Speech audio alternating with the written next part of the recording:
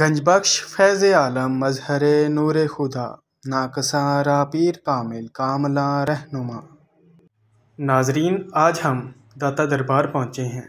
کیوں داتا دربار کو لاہور کی نگری کہا جاتا ہے؟ اور عرس مبارک کی تقریبات اسی منتھ صفر کے مہینے میں شروع ہو جاتی ہیں، جو کہ 18، 19، 20 صفر کو منایا جاتا ہے۔ آپ کا اسم گرامی علی ابوالحسن کنیت اور گنج بخش لقب ہے۔ آپ کو علی ہجویری یا جلابی کہا جاتا ہے۔ آپ حسنی سید ہیں۔ آپ کا سلسلہ نسب 9 وسطوں سے داماد مصطفیٰ صلی اللہ علیہ وسلم شیر خدا سیدنا حضرت علی علیہ السلام سے جا ملتا ہے۔ آپ کا خاندان علم و تقویٰ سے متصف تھا۔ آپ کے ماموں کا لقب تاج الاولیاء تھا۔ جس محلے میں ان کا مزار تھا وہ بھی اسی نام سے مشہور و معروف ہوا۔ حضرت علی ہجویری رحمۃ اللہ علیہ کے والدین کی آخری آرام گاہ اسی قبرستان میں ہے، جس کی زیارت 11ویں صدی ہجری میں شہزادہ دارا شکوہ نے کی تھی۔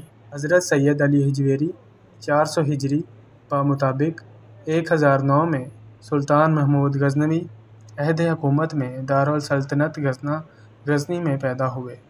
حضرت سید علی ہجویری 431 ہجری تک غزنہ میں ہی مقیم رہے۔ جلاب اور ہجویر غزنی کے 2 محلوں کا نام ہے۔ ایک محلے سے دوسرے محلے منتقل ہوتے تھے۔ آپ کی والدہ کی قبر غزنی میں آپ کے ماموں تاج اولیاء کے مزار سے متصل ہے۔ آپ کا تمام خاندان زہد و تقویٰ کے حوالے سے مشہور تھا۔ حضرت داتا گنج بخش رحمۃ اللہ علیہ برصغیر پاک و ہند کے اولین مبلغین اسلام میں سے ہیں، اور ان کا مزار گوہر یار ان کے فیضان کی وجہ سے عرصہ 1000 سال سے مرجع خاص و عام چلا آ رہا ہے، اور ان کی کشف المحجوب دنیائے عالم میں شہرت و مقبولیت رکھتی ہے۔ گنج بخش کا لقب در حقیقت آپ کو زیبا ہے، کیونکہ آپ نے اپنی ساری زندگی میں علوم و معارف اور حکمت و دانائی کے خزانے خلق خدا میں تقسیم فرمائے۔ کشف المحجوب جیسا بے مثل خزانہ، جسے بجا طور پر تصوف کا دستور العمل کہا جاتا ہے۔ کشف المحجوب میں آپ کے سفر کی یاد ملتی ہے۔ اس حوالے سے یہ کتاب اسلامی دنیا کے مذہبی، علمی اور ثقافتی حالات کے مطابق مطالعے کے لیے خاص اہمیت کی حامل ہے۔ آپ کی زندگی ایک ایسے دور میں امر ہوئی جب کرۂ ارض کے کم و بیش 1/3 حصہ پر مسلمانوں کی حکومت تھی۔ حضرت داتا گنج بخش نے اپنی زندگی کا بڑا حصہ سیاحت میں گزارا، اور آپ 40 سال مسلسل سفر میں رہے۔ اس دوران اپنے دور کے اکابر صوفیہ کرام کی زیارت کی اور ان کے فیض صحت سے مستفید ہوئے۔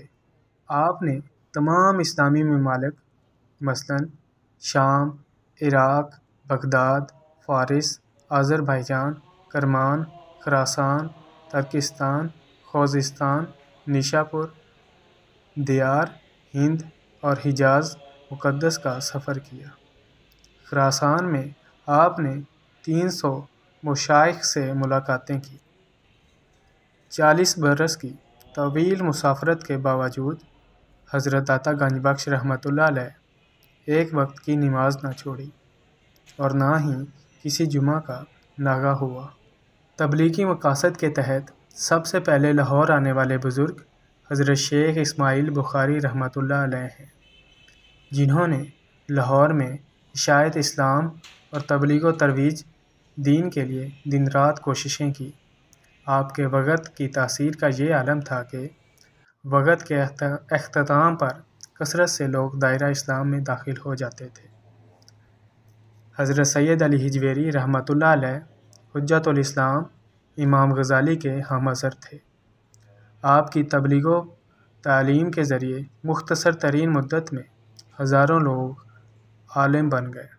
آپ کے حالات زندگی کا سب سے باوثوق مرجع آپ کی تصنیف کشف المحجوب ہے۔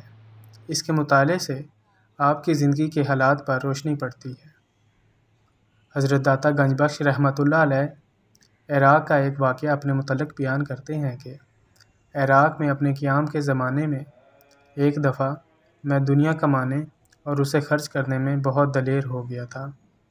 جس کسی کو ضرورت پیش آتی وہ میری طرف رجوع کرتا اور میں نہ چاہتا کوئی بھی میرے دروازے سے خالی ہاتھ جائے، اس لیے ہر سوالی کی ضرورت پوری کرنے کی کوشش کرتا، یہاں تک کہ میں بہت زیادہ مقروض ہو گیا اور اس صورتحال سے پریشان ہو گیا۔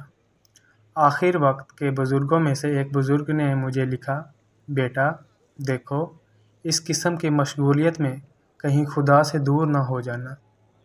اگر کسی کے دل کو اپنے سے بہتر پاؤ تو اس کی خاطر پریشانی اٹھاؤ۔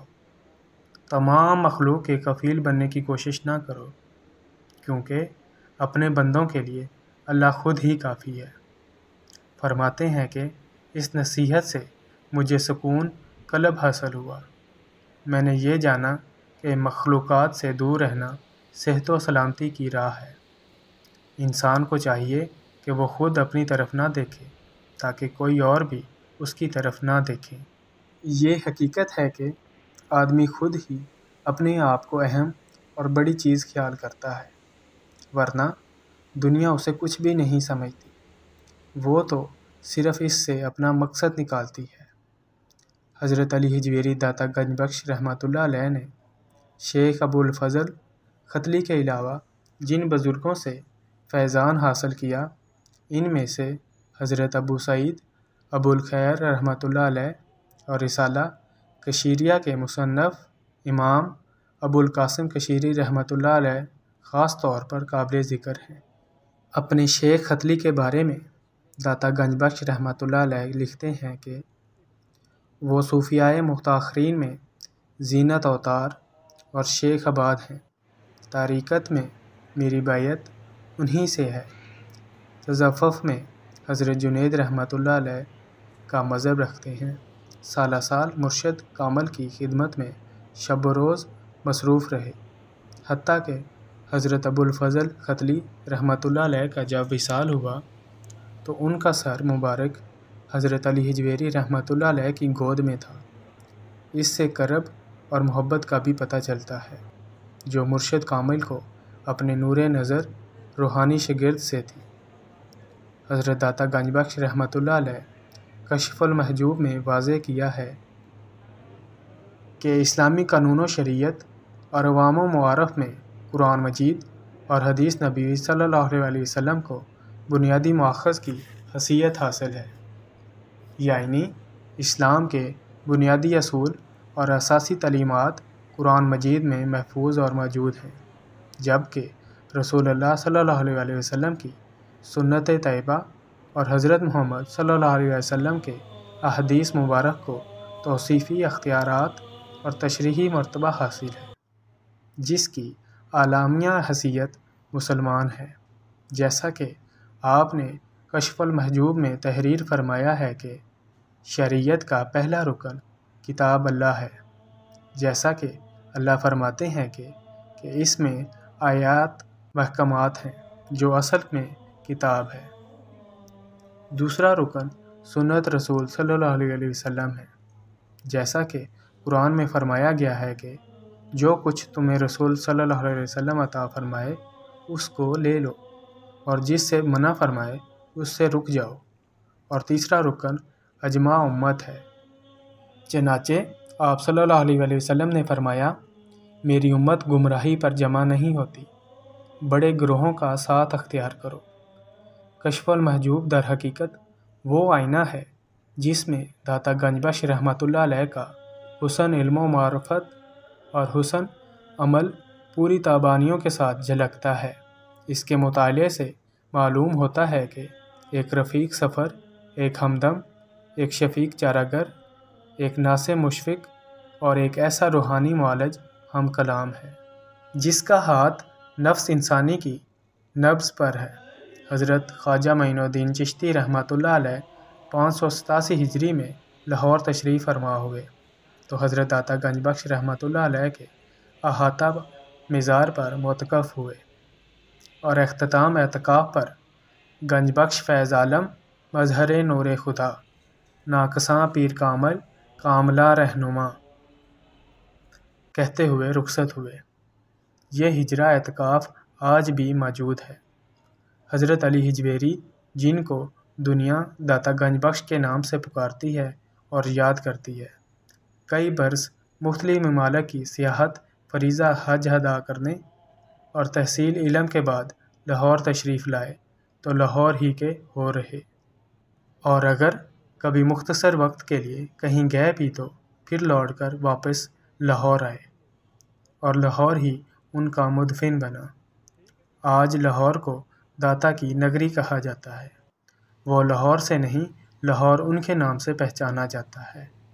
مسلم روایات کے مطابق سب سے قدیم میلہ حضرت داتا گنج بخش رحمۃ اللہ علیہ کے عرس سے منسوب ہے، اور ہر سال عرس کی 3 روزہ تقریبات 18، 19، 20 صفر کو منائی جاتی ہیں۔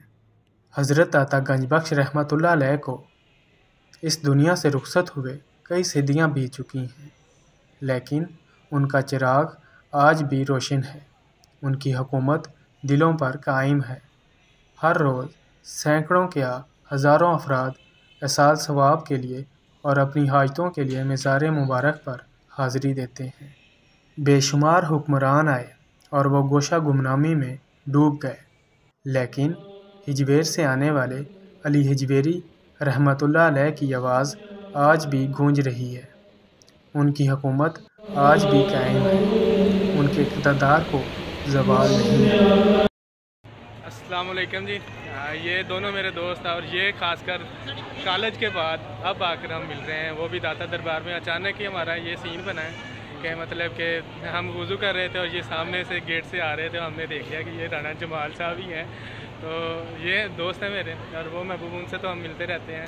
تو یہ بھائی تقریباً 4 سال بعد ہم مل رہے ہیں۔ آئی تھنک 6 سال ہو گئے۔ ہاں 6 سال بعد، کالج ٹائم پھر ہم نے گریجویشن کیا، اب 6 سال بعد ہم مل رہے ہیں۔ تو بھائی آپ ہمارے یوٹیوب چینل کے بارے میں کیا کہنا چاہیں گے؟